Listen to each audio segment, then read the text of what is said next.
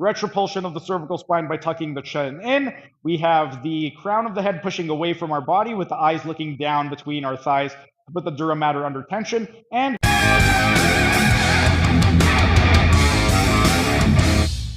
And while we were resting, let's continue with our exercise demonstration for exercises to create space within the spinal column. And right now, I'm going to be demonstrating the sacroiliac ELDOA. This is the general sacroiliac ELDOA, and it is meant to create space at the sacroiliac joint. With regard to the nerve roots, if S1 is compressed, then you can experience issues related to ankle plantar flexion, eversion, and hip extension. There could be some dysfunction in those movement areas. At the S2 nerve root, if there's compression, you may experience issues with regard to hip extension and knee flexion.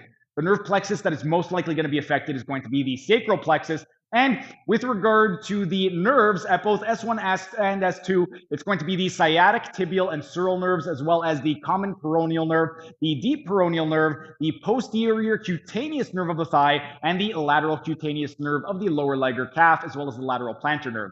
The nerve that's going to be a little bit more exclusive to the S1 is going to be the superficial peroneal nerve, and the nerve that's a little bit more exclusive to the S2 is going to be the pudendal nerve. It can manifest as a weakness with regard to the glutes, hamstrings, calves, and the peroneals, and you may also experience paresthesia in the heel, the plantar surface of the foot, the lateral compartment of the foot, and the lateral toes. With regard to the exercise, this is another one of those unilateral exercises, and the way that we would want to do this is we're going to get into a seated position. We can perform this bilaterally, but I like to perform it as a unilateral exercise because I just find it to be a lot more effective. What we want to do is we are going to drop down onto our elbows, and from this position over here, with the non-working limb, what we want to do is go into maximum extension of the knee. We're going to go into dorsiflexion of the ankle, inversion, and maximum medial rotation. We then want to go into maximum abduction of the hip, and then with the opposite leg, what we want to do is we're going to flex the hip until we get the knee to 90. We want to go into great toe extension, so you're going to point those toes up. You want to collapse the medial arch. You're going to press that medial arch down into the floor. Go into lateral rotation of the tibia, medial rotation of the femur, retroversion of the pelvis, so you're tucking your pelvis underneath you, a posterior pelvic tilt. Your coccyx is pressing down away from your body. And then at the spine, we want a flat lumbar, a flat thoracic. Your chin, we want retropulsion of the cervical spine by tucking the chin in. The crown of your head is pushing away from your body in the opposite direction of the coccyx with the eyes looking down.